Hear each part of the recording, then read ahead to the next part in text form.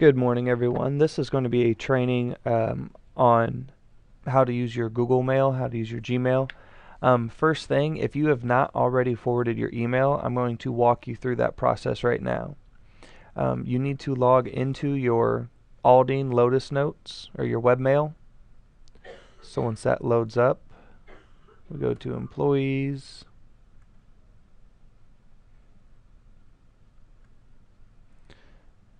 Then Applications, Webmail.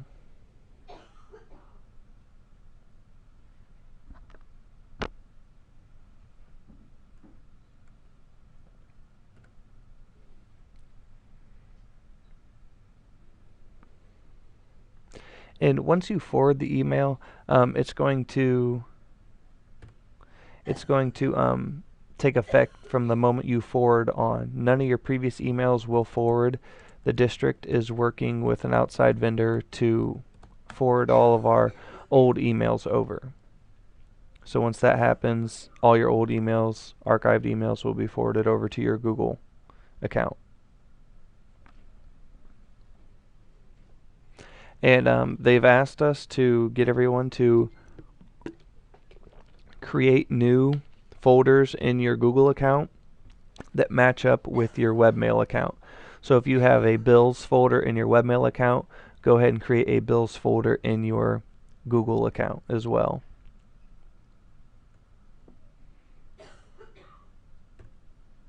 And hopefully I don't continue to have problems logging in.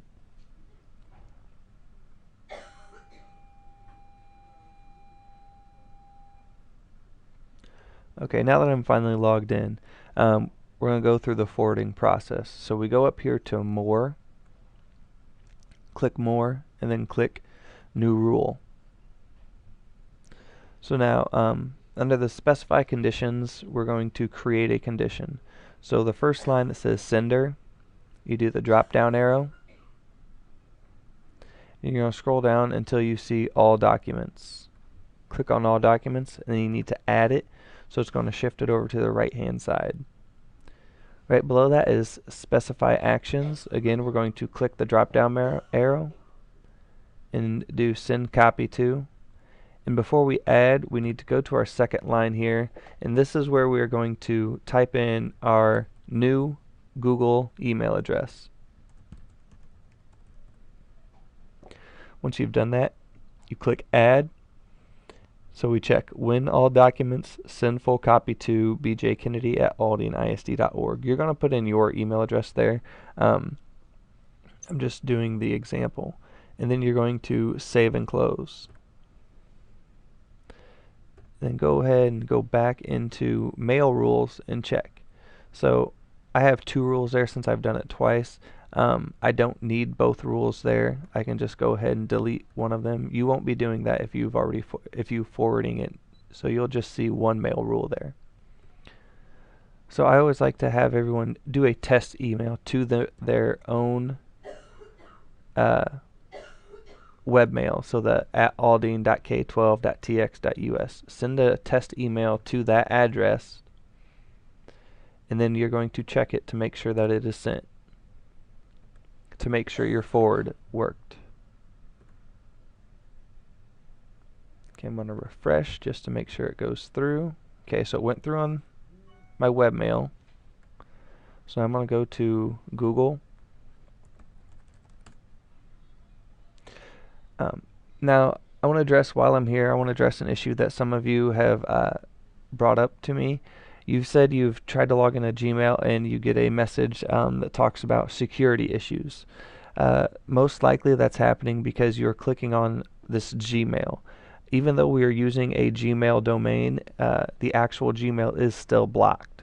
So if you're clicking on Gmail and trying to log in, odds are it's not going to work. We need to sign into Google first. So you're going to do that by clicking on the blue sign in button. And since I have already signed in, I'm going to already have a tab up there with my name just like this. So I've signed in on this computer and Miss Burns has signed in on this computer. If no one's signed in on your computer, it's just going to take you right to the login page. All you got to do is start putting in your information. If you have tabs like these up, all you need to do is add account. and then it's going to take you to the login page. So all you got to do now is just simply log in.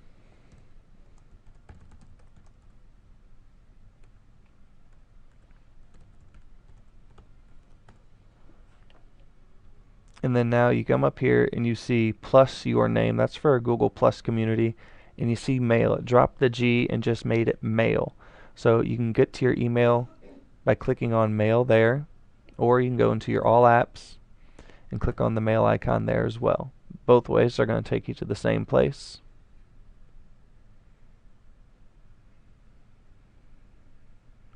Okay, so I log in and I see this is my test email, so I know the forward worked. So we're going to start with, once we're in here, we're going to start with how to compose a message. So we're going to click on the compose button, and it's going to click send up a new message in the bottom right hand corner. Excuse me, had to grab a drink. So once you're in the new message, attaching a file is the same way. You're going to click on the paperclip and then select your image, open, and it's going to download. Once the blue bar goes all the way through and the document is lit up blue like this, you know it has attached. If you'd like to remove the attachment, just click on the X. You can also insert files using your Google Drive, which is very convenient. So you just click on the drive icon. Here, let me back out. The drive icon right here. Insert files using Drive. You go to Drive and find the document you want, insert, and it'll add it in right away. And again, if you want to remove it, just click the X. You can also insert an image directly into the email so they don't have to open any attachments or anything. You can insert a link, and you can also, this is new, you can insert emojis if you would like. Now, a lot of you have asked about return receipt. In order to get that, you're going to go down to the down arrow, which is the more options, and you're going to request read receipt. So that's just simply going to notify you once that email has been opened from that sender. And Gmail already checks for spelling, but if you would like to run a second check, you can go to the more options and then check spelling there as well. Oh, one more thing. And if you don't like the small screen, if you don't like the small screen popping up like this when you do a new message, you can default to full screen if you would like. It'll just give you a full screen email rather than just the small window like this. Okay, we're going to get into the settings now, and now all this is pretty much to your taste, how you want it to be set up. We're going to go to our settings gear icon, which is in the top right hand corner, and then the display density. So right now I have it on comfortable. You see everything spread out a little bit. It's easy to see. I don't have to squint or strain my eyes. If I want it a little smaller, I can go cozy, and it just shrinks down the width of the rows. And if I go to compact, it shrinks it down even more. I like to make my eyes not work as hard, so I just leave it at comfortable. Again, it's your preference, whatever you would like. Okay, now we're going to get into our settings. So again, we go to our settings icon, the gear, and click on settings. Now the first tab that we're going to be working on is the general tab.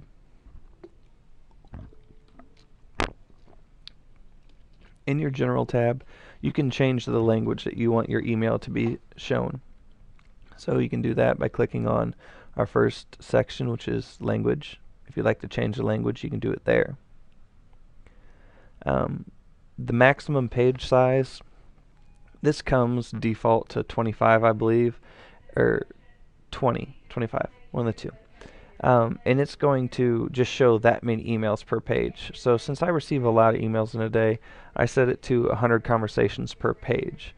And Google's just changed emails to conversations. They're interchangeable. When you see one, they're just talking about emails. So in this drop down, if you'd like to change it, you can change it. I'm going to go ahead and show you exactly what I'm talking about. So I'm just going to change it to 10. I'm going to cruise down here and save my changes. and now I only have 10 emails per page. So in order to toggle through pages, top right hand corner I have my arrows, and I just click there and it's going to take me through my pages.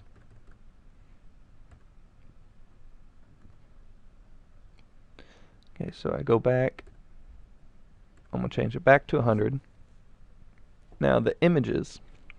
This is in case somebody embeds an image directly into the body of the email, or like you get an email from a company and they have like a header or an image on their email. Right now it's always going to display it, and I believe that is the default setting in your Gmail. But if you don't want it to always display, you can select ask before displaying external images. That way whenever you open the emails with that have the image embedded into the body, it's going to ask you permission before it shows you the image. The default reply behavior, again, that's going to come default to just reply. That's going to be in group emails. Anytime that you receive a group email and you hit reply, the way it comes set up, it's only going to reply to the person that you've chosen to reply to. You can also set it to always reply to all. So anytime you get an email and you reply to it, it's automatically going to send to everybody in the email group. And in the emails, once you receive a group email, it gives you the option if you want to just reply to that one person or reply to the whole group. And we'll cover that a little bit later. Right here, the default text style, you can change the text of your body of the email. So right now Google doesn't have a lot of options for fonts, and I'm going to assume that they're going to be updating that. They're constantly working on it. They've updated Docs, they've already updated their Drive and Gmail as well. They're just going through constantly updating their apps. So I'm sure that's going to fill up with more choices. Here's where you can adjust the size of your font. If you'd like to change the color, you can do that as well. And then this is for formatting marks. If you'd like formatting marks in your emails, you can put it there. Conversation view. I really like conversation view on. It allows you, I'll show you here. Oops. Cancel. I want to save my changes. Don't remember what changes I've saved, but alright, let me find, this is probably a group email. No, I want a conversation one. Alright, so with conversation mode on, anytime that you have a conversation back and forth with a person or they're sending you multiple emails, it's going to show up like this. So I have multiple emails. In order to select it, I just simply click on the one that I'd like to see. And if you're going back and forth with the person, it's going to have it in chronological order of when they occurred. Without conversation view, you won't have this option. You'll have to go back into your email and then open up the individual emails from that person. Let me go back into my settings now.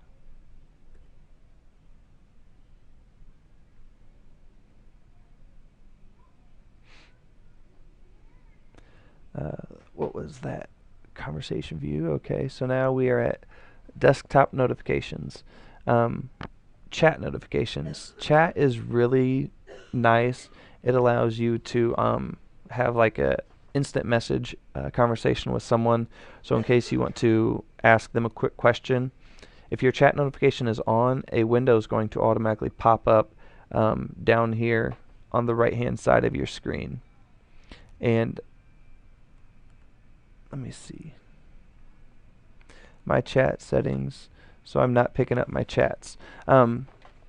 It's just like instant messenger, so the person doesn't have to log into their email account to get the message. Even if Google, if they're signed into Google, and even if it is closed, it'll pop up. So here's a chat. So anytime that Aaron McFeeder sends me a message, this will pop up automatically as long as I'm logged into Google. I don't have to have a Google page open, but it'll automatically pop up as long as I'm logged in. And it's a great way to stay in contact. If you need someone to check on something real quick, Google Chats is excellent for that. Okay, and now we are at the My Picture. This is where you can change the picture to, rather than seeing the blue avatar up here, you can personalize it and put your own picture in. So since I already have a picture, mine's changed, but I believe if you don't have a picture, it's insert photo or upload picture, something along those lines. So I'm going to walk you through. You click the option, and you simply choose the picture, go through, find it wherever it is, open, and then you can adjust the size. Oops, sorry. You can adjust the size of it. You can drag it around to where you want, and it previews it right over here to the right. Once you're happy with it, you do apply changes, and it changes your image. And then you can set it to, visible to everybody or visible only to people like I chat with. So that would be the Google Hangouts, the little chat window that pops up. It's just, again, your preference. Create contacts for autocomplete. This is going to come default to when I send a message to a new person, add them to my other contacts. That's just going to make it a lot easier in the long run, rather than you having to individually add each contact. Anytime you type in an email address, it's going to add it to your contacts. So next time you start typing in that email address, it's going to recognize it and pull up that email address. Signature now. If you don't want a signature, just select no signature. If you would like a signature, you select the signature button. And same thing as the text font. You can just choose the fonts. Again, you don't have very many options. It's the same few options. You can change the size of it, bold, italic, underline. You can change the color. You can also add links. So in my email, I have links to different websites. I have it to the Jones Tech Help that most of you are filling out. The iTech Nation website, which is a great resource. We provide webinar training so you can do them at home on your computer. They're usually about an hour long, and they go over everything from Schoology to any random tech question, Amnesty. It's a great resource. I highly suggest you check out the website. And then also my website, bjkennedy.weebly.com. I'm constantly updating that with teacher resources and activities for the students to use in the classroom. If you go to that page under technology, there's going to be broken down by subject pages to go to, and it's going to have a whole bunch of links to educational activities for the students. There's Symbaloo pages on there, which puts 75 or so links all on one page with an image, so they just click the image and it takes them to it. There's also a few short technology training videos under the technology training tab.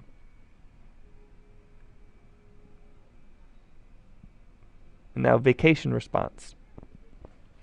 Anytime that you go on vacation, you would like a automatic response to be sent out to people, notifying them you're on vacation and when you're coming back. You can do that here. You just choose vacation responder on, type in the first date that you're going to leave, and then type in the date that you're coming back. You can put in the subject here and type in the body of the text, and this will automatically be sent out to anyone who emails you. You have these two options of who it's going to go to. So only send the response to people in my contacts, or only send a response to Aldine Independent School District. So that's going to be anyone with a webmail address, the at aldine.k12.tx.us, or the at aldineisd.org. Or you can select both of them, and it's going to cover all your emails. Now with Google, the great thing is you don't need to save. So if your computer crashes, you don't have to worry about losing your work. There are a few places where you need to save, and it's usually going to be in your settings options. So anytime you make changes, just go ahead and save your changes. Oh, I got to remove vacation. Okay. And if you haven't made any changes, it's not going to be highlighted. It's just going to be like that as opposed to the cancel button. Okay, so let's go into labels now. Google changed the name of folder to labels. So it's just like the email and conversations. It's the same thing. So here's where you're going to create the labels for your webmail folders. If you have a bills folder in your webmail, you're going to put a bills folder in your, or bills label rather, in your Gmail. In order to do that, you again go to the gear settings and then settings, and it's going to choose labels.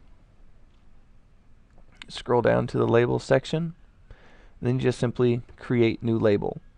So I'm going to do new label and then create. So it's going to automatically alphabetize your labels. It's created. There you are. So right now it's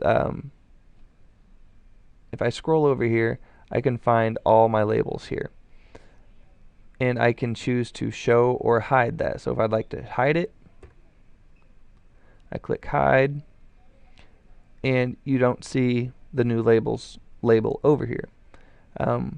That's preference. I suggest just leaving them to show. That way you have them over there. You don't have to worry about finding them later. If you'd like to remove a label or edit a label, just simply go over here. Let me do label.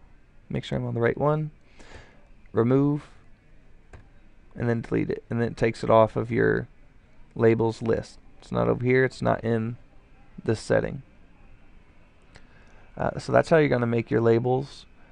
And they just want you to go ahead and make those labels now, and that way when the merge happens, it's automatically going to match up to the corresponding label.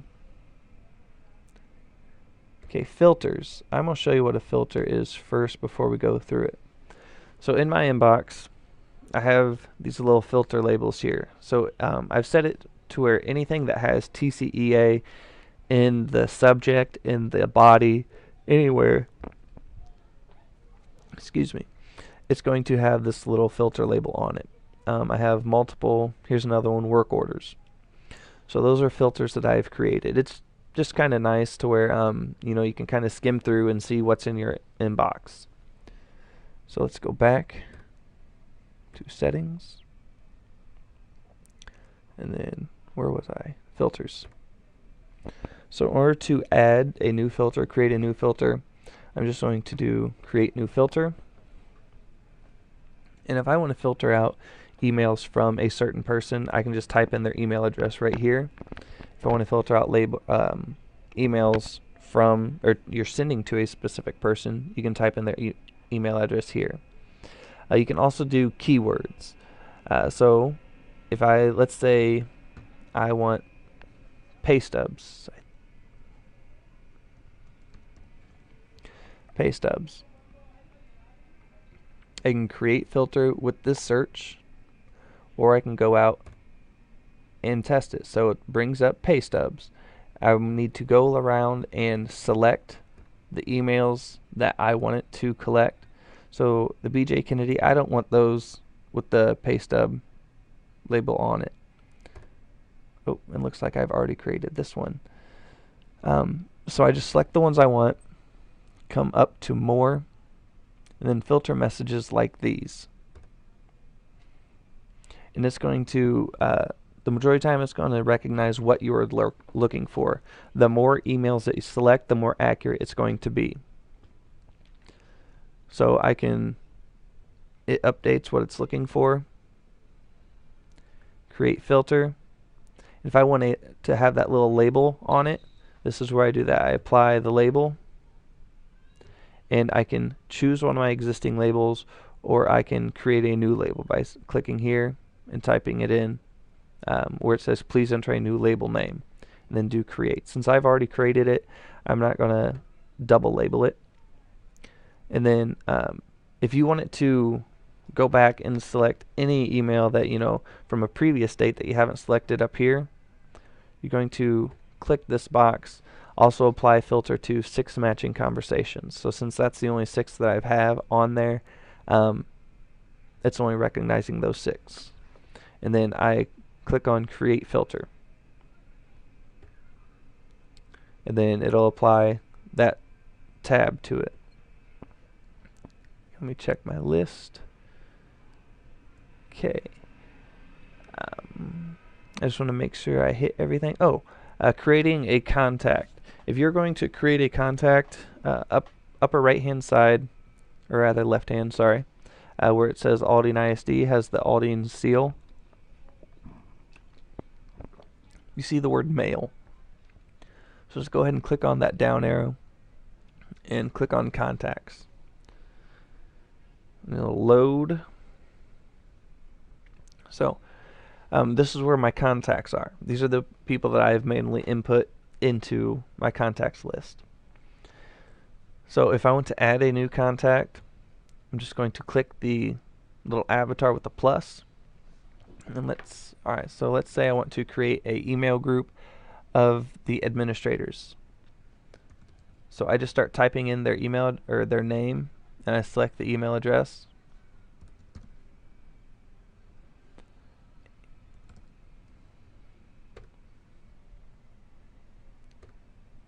And then I add them in, and it's going to put them into my contacts. So now if I want to create an individual group for them, I come through my contacts and I select the ones that I want to create the group for.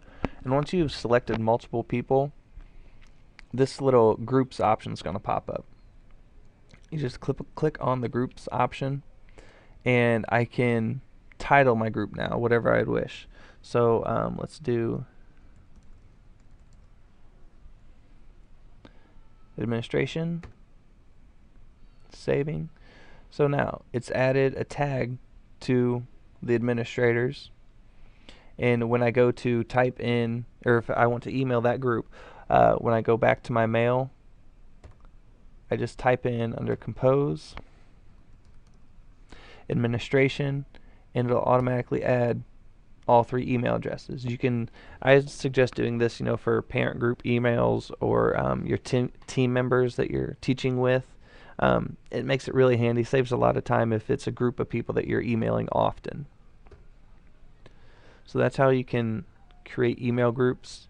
And I've had a couple people have issues once they start typing it in. It's not registering. It's not finding that person's email address. I have checked with people in the district, and they said that's just going to be something that's going to fix itself in time once people get in and start using it more often.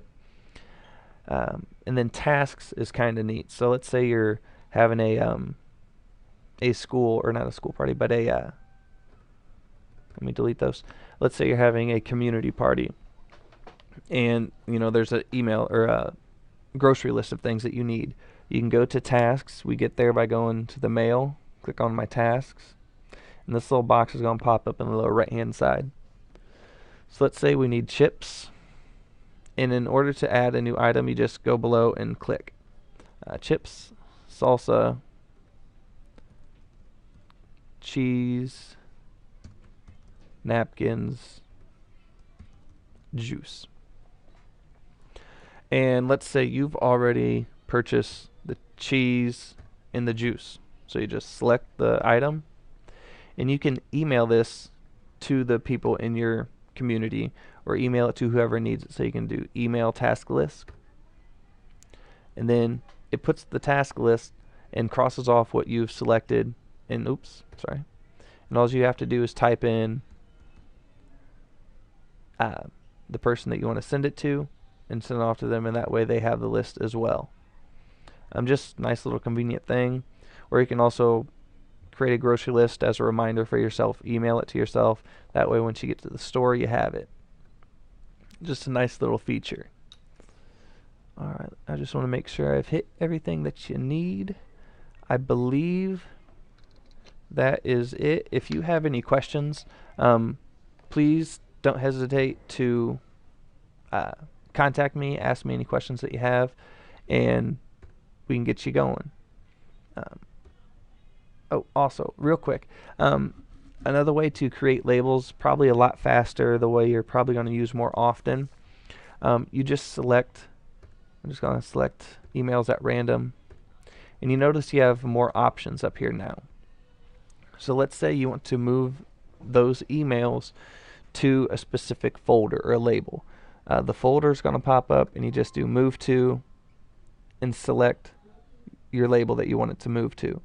If you want to create a new label, you do the labels and then create new, and then type in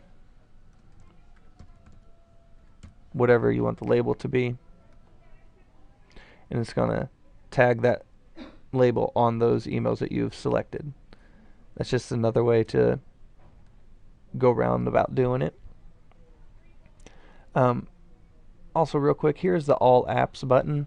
Once you're logged into Google, it's how you can access all your apps. You don't have to continually log in to each individual app. Once you log into Google, you're logged into all of them.